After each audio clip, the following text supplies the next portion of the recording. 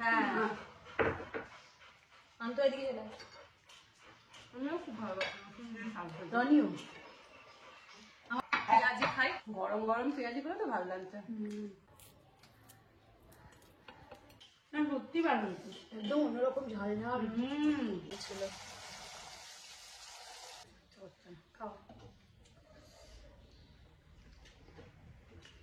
ঠিক যেভাবে রাস্তার ধারে যে ছোট ছোট দোকানগুলো হয়, আর ঝোল ঝোল মিষ্টি মিষ্টি কুলের অম্বল। চিকেনটা তোমরা এতেও খেতে পারো, পরোটা রুটি দিয়েও ভীষণ ভালো লাগে। গুড মর্নিং, সুপ্রভাত। একান্নবর্তীর একটা নতুন ব্লগে তোমাদের অনেক স্বাগত। আর আজ হচ্ছে শুক্রবার, আর এখন বাজছে ঘড়িতে 11টা। তো আজকের ব্লগটা আমি একটু অন্য ধরনের করব। সেটা হচ্ছে আমি আমার পছন্দের দুটো রেসিপি ট্রাই করব বা রান্না করব, যেটা তোমাদের সাথে শেয়ার করব। আর তার সাথে আর একটা জিনিস হচ্ছে, আমার ইচ্ছে যে আমি দিদিকে বা মেজদি ভাইকে, মানে একান্নবর্তীর 2 সদস্যকে নিজে হাতে ভাত বেড়ে সেটা খাওয়াবো, আর তার সাথে তার অথেন্টিক রিভিউটাও তোমাদের সাথে শেয়ার করব। আশা করছি তোমাদের এই ব্লগটা বা আমার এই দুটো রেসিপি তোমাদের নিশ্চয়ই ভালো লাগবে। একটা জিনিস দেখবে, রাস্তার ধারে যে ধাবা বা রাস্তার ধারে যে ছোট ছোট হোটেলগুলো থাকে, সেই হোটেলের যে চিকেন থাকে বা মাছ থাকে বা যে রান্নাই থাকে, আমাদের কিন্তু খেতে প্রত্যেকের সেই জিনিসটা খুব ভালো লাগে। তো আজকে আমি ছোট ছোট পাইস হোটেলের স্টাইলেরই নতুন একটা চিকেন রেসিপি ট্রাই করব, আর তার সাথে ট্রাই করব হচ্ছে মাছ, মানে রুই মাছ খেতে খেতে তো আমরা ক্লান্ত, সেই রুই মাছেরও একটু অন্য ধরনের একটা রেসিপি ট্রাই করব। আর আশা করছি তোমাদের এই রেসিপি দুটো তোমাদের খুবই ভালো লাগবে। তো চলো এবার স্টার্ট করা যাক। প্রথমে আমি শুরু করছি চিকেনটা। তার জন্য আমি কড়া বসিয়ে নিয়েছি, দিয়ে দিলাম কড়ার মধ্যে বেশ খানিকটা তেল। তেলটা গরম হতেই আমি ওর মধ্যে অ্যাড করে দিলাম আলুগুলো, মানে মাংসর যে বড় করে ডুমো করে কেটে রাখা আলুগুলো ছিল, সেগুলো আমি তেলের মধ্যে দিয়ে গোল্ডেন ব্রাউন করে ভেজে নেব।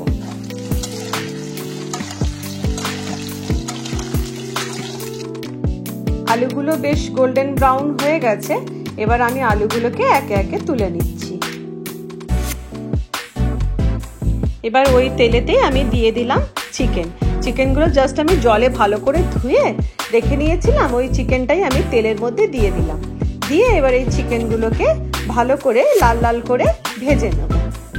ভাজার সময় আমি চিকেনে অ্যাড করে দিলাম হচ্ছে নুন, আর দিয়ে দিলাম অল্প হলুদ গুঁড়ো।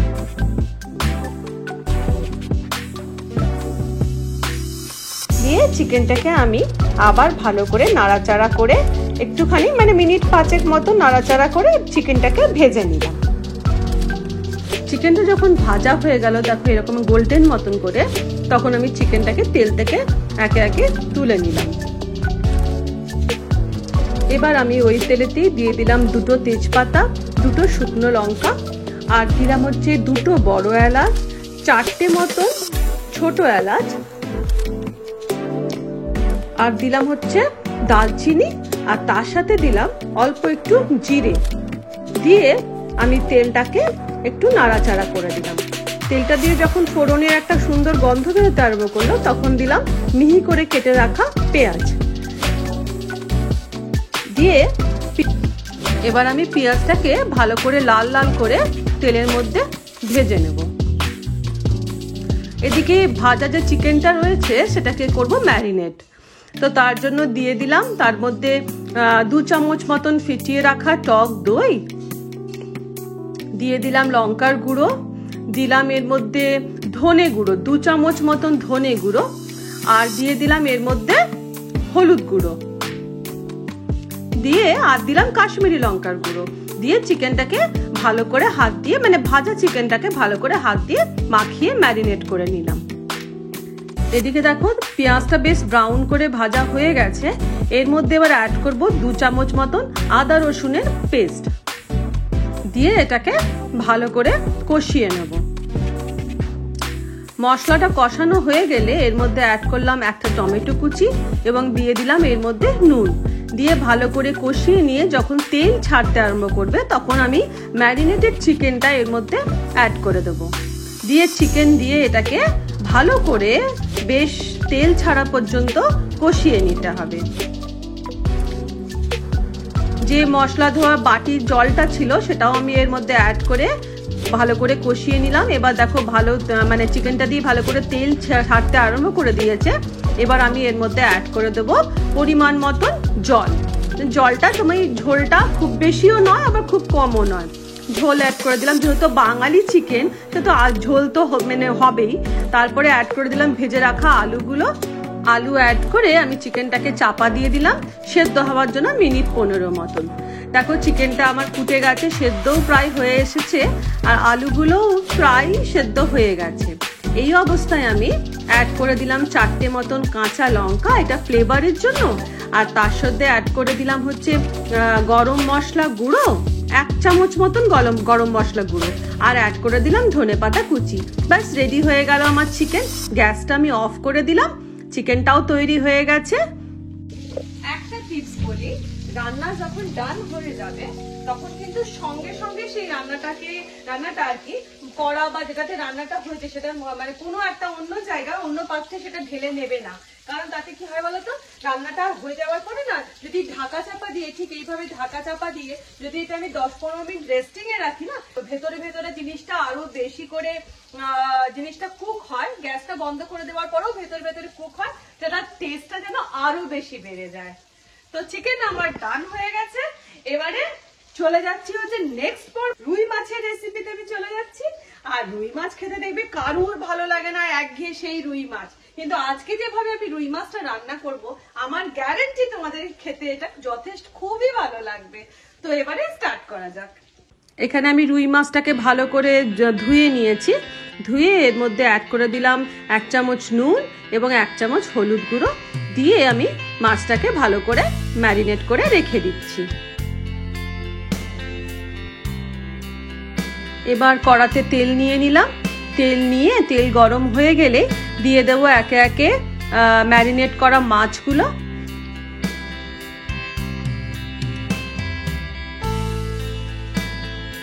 আর এই রান্নাতে না মাছগুলোকে একটু কড়া করে ভাজতে হবে। এবার একটা মিক্সার গ্রাইন্ডারে আমি একটা মশলা তৈরি করব। তার জন্য নিয়ে নিলাম 1 চামচ গোটা ধনে, 1 চামচ গোটা জিরে, নিয়ে নিলাম হচ্ছে 5-6 কোয়া মতন রসুন, নিলাম 1 টুকরো মতন আদা, আর দিয়ে দিলাম বেশ খানিকটা ধনেপাতা, আর এর মধ্যে অ্যাড করে দিলাম কালো সর্ষে 1 চামচ মতন, দিয়ে এটার একটা মিহি পেস্ট তৈরি করে নেব। এদিকে মাছগুলো আমার এপিট ওপিট করে প্রায় গোল্ডেন ব্রাউন করে ভাজা হয়ে গেছে। মাছগুলো আমি তেল থেকে তুলে নিলাম। এবার ওই তেলেতেই অ্যাড করে দিলাম, আচ্ছা এই রান্নায় কিন্তু তেলটা একটু বেশি লাগবে। এবার তেলেতে অ্যাড করলাম 2টো এলাচ, দিলাম 1 চামচ হলুদ গুঁড়ো আর 1 চামচ লঙ্কার গুঁড়ো, দিয়ে তেলটাকে একটুখানি নাড়াচাড়া করে যে বেটে রাখা মশলাটা ছিল সেই মশলাটাকে আমি তেলের মধ্যে দিয়ে ভালো করে কষাতে লাগবো। আর এই রান্নায় কিন্তু ধৈর্যটা খুব বড় জিনিস, কারণ তেলটাকে না ছাড়া পর্যন্ত মানে মশলা থেকে তেল না ছাড়া পর্যন্ত ভালো করে কষিয়ে নিতে হবে। দিলাম 1টা মতন টমেটো কুচি। এর মধ্যে এবার দেখো তেল বেরোতে স্টার্ট করে দিয়েছে মশলাটা থেকে। এবার আমি অ্যাড করে দিলাম এর মধ্যে পরিমাণ মতো নুন, দিয়ে আবার ভালো করে মশলাটাকে কষিয়ে নেব। মশলাটা বেশ ভালো করে কষে গেলে খুব সুন্দর একটা গন্ধ বেরোলে দিয়ে দিলাম এর মধ্যে 1/2 কাপ মতন গরম জল, দিয়ে জলটাকে নাড়াচাড়া করে একটুখানি ফোটাতে স্টার্ট করলাম। ঝোলটা যেই ফুটে গেল এর মধ্যে আমি অ্যাড করে দিলাম ভেজে রাখা মাছগুলো, মানে কড়া করে ভেজে রাখা মাছগুলো, দিয়ে মাছগুলো দিয়ে আমি ঝোলটাকে ফুটতে দেব। মাছের ঝোলটা ফুটে গেলে দিয়ে দিলাম 4টে কাঁচা লঙ্কা, অল্প একটু গরম মশলা গুঁড়ো, আর ওপর থেকে ধনেপাতার কুচি ছড়িয়ে দিলেই রেডি হয়ে যাবে আমার পায়েস হোটেল স্টাইলে রুই মাছের ঝোল। ফাইনালি রেডি হয়ে গেল আমার আলু দিয়ে চিকেন, আর তার সাথে হচ্ছে মাছ। টোটালটাই হচ্ছে পায়েস হোটেল স্টাইলের রেডি হয়ে গেছে। এবার হচ্ছে অ্যাকচুয়াল খাওয়ার পালা এবং টেস্টিং এর পালা। আর রান্নাটা যাদের জন্য করেছি তারা খেয়ে বলবে তাদের কেমন লেগেছে। তো আমাদের লাঞ্চে আমরা বসে পড়েছি, আর লাঞ্চের মেনুতে আছে আজকে ভাত, এই যে মাছটা করেছি সবার খাওয়ার পর আমাদের 3 জনের রয়েছে, তার সাথে রয়েছে এটা কিসের বড়া রে? কিসের বড়া? ওরে কিসের বড় বড় পুড়ে গেছে উল্টো দিকে পেঁয়াজি পেঁয়াজি, পেঁয়াজি, তার সাথে চিকেন, আর এটা হচ্ছে লাল শাক রসুন দিয়ে ভাজা, আর এইটা হচ্ছে কুলের অম্বল। তো আমরা এখন নিয়ে বসে পড়ছি। আচ্ছা, তোরা খেয়ে খাবি আমাদের এই রান্নাটা, খেয়ে বলবি কেমন হয়েছে। তো ফার্স্টে গরম ভাত দিয়ে স্টার্ট করছি, আর দিদি করলো হচ্ছে লাল শাক রসুন দিয়ে ভাজা, যেটা প্রত্যেকেরই খুবই পছন্দের। নিয়ে বসে পড়লাম। তোজো খুব ভালোবাসি এটা। হ্যাঁ, আমি তো এদিকে গেলাম। আমিও খুব ভালো রনিও এটাই ভালো লাগে আমার খুব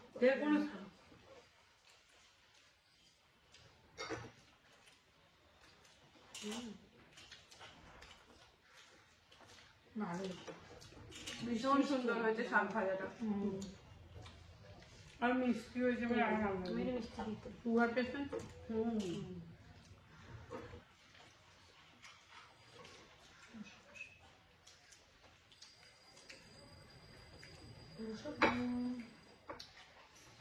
এখন না বাবা, বসো বসো বসো।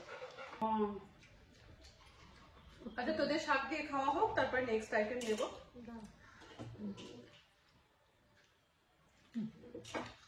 আমার একটু তাড়াতাড়ি খাওয়া, আমারও তাড়াতাড়ি খাওয়াতো। আমি শুধু স্লো ভীষণ আসতে খাই। পেঁয়াজি খাই, গরম গরম পেঁয়াজি করে তো ভালো লাগছে।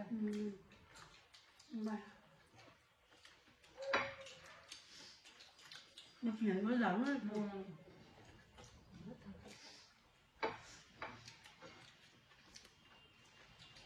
পেঁয়াজি কমপ্লিট হয়ে গেল। এবার নেক্সট আইটেম চলে এসেছে, এই যে তৈরি করা আমার রুই মাছ, যেটা রুই মাছের কারি। তো পেটি মাছ না? তাহলে এইখানে আছে তো একটা, রনি হবে তো? হ্যাঁ, হ্যাঁ রনি করেছে। রনিও ভাজা রাখার কথা ছিল, ওটা ঝালে হয়ে গেছে। খেয়ে বলো। দারুণ হয়েছে, না সত্যি ভালো হয়েছে। একদম অন্যরকম ঝাল ঝাল দারুণ হয়েছে রে। কি করে বলছিস? বলবি তো। রেসিপি দেওয়া আছে, অসাধারণ হয়েছে। খেতে কিন্তু সত্যিই ভালো হয়েছে। করে ওখানে দেখো আগে এটা। খাবে দেখবি। ভীষণ ভালো লাগবে, আর খুব ভালো হয়েছে রে। নুন মিষ্টি, ও এটা কিন্তু রান্না তোমরা সত্যি অবশ্যই ট্রাই করে দেখো, ভীষণ ভালো হয়েছে।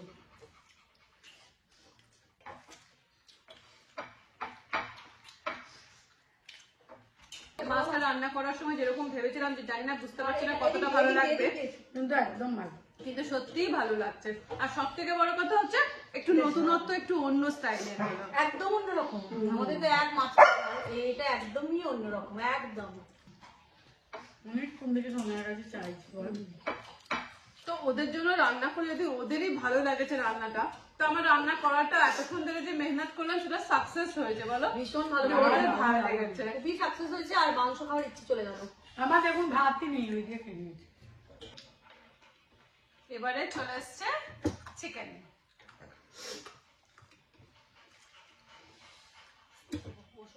সব থেকে বড় কথা, কাঁটার মধ্যেও এটা ঢুকেছে, ভালো লাগবে। দারুণ হয়েছিল সত্যি। চিকেনের একটু অল্প করে ঝোল দিয়ে মাছ চিকেন খেতে ইচ্ছা করছে না। খাও।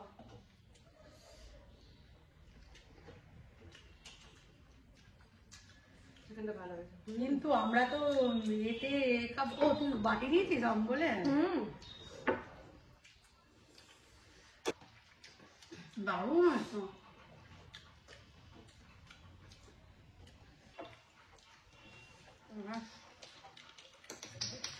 চিকেন পর্যন্ত যেতে পারবে। ওর মাছ দিয়েই খাওয়া চলছে। আমি আস্তে চিকেন আস্তে। ও বাবা, দারুণ দেখো, দারুণ। জল দিবি না?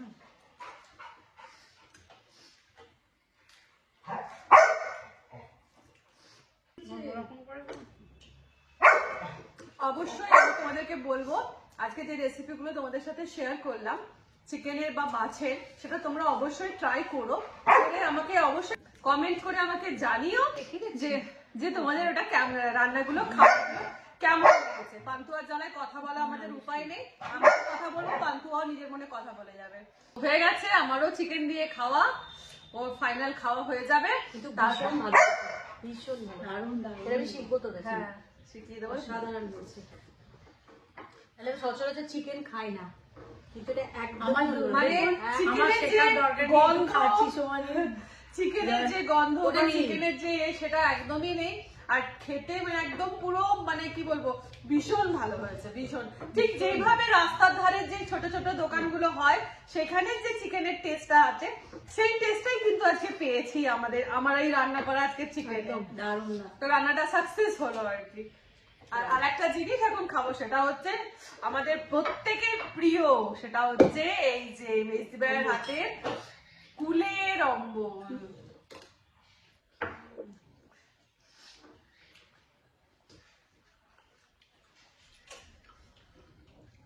আর ঝোল ঝোল মিষ্টি মিষ্টি কুলের অম্বল। সবকিছু খাওয়া দাওয়ার পর যদি একটু অম্বল মুখে পড়ে, হ্যাঁ সত্যি কথা, সব মানে একদম খাওয়াটা তৃপ্তি হলো। পরিপূর্ণ হলো একদম। ওই জন্যই মানে শেষে অম্বল খাওয়ার নিয়মটা করেছে। হজম করার। হ্যাঁ আমিও এই যে পরিষ্কার খেয়েছি। তিনজনে তিনটে পরিষ্কার পাত, খাওয়া দাওয়া কমপ্লিট হয়ে গেছে। এবার বসে বসে গুছিয়ে গুছিয়ে আর একটুখানি কুলের অম্বল খাবো। তোমরা প্রত্যেকে এটা ট্রাই করে দেখো বাড়িতে, মানে আমি বলছি তোমরা বলবে ভালো হয়েছে। চিকেনটা তোমরা এতেও খেতে পারো, পরোটা রুটি দিয়েও ভীষণ ভালো লাগে। মাছটাও খুব সুন্দর। এটা সেটাই একদম একটু অন্যরকম হলো। তো যাই হোক, এবার খাওয়া শেষ হয়ে গেছে, এবার একটুখানি বসে আমরা গল্প করবো। এই এঁটো হাতেই গল্প করবো। হ্যাঁ কুলের অম্বল তো এঁটো হাতেই গল্পটা করবো যদিও। তো বেশি মজা লাগে। আজকের মতন ব্লগটা এখানে আমি শেষ করে দিচ্ছি।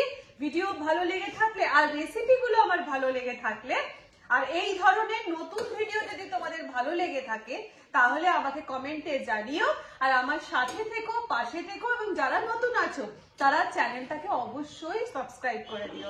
তোমরা কি ধরনের দেখতে চাও ভিডিও, হ্যাঁ। সেগুলো অবশ্যই বলো।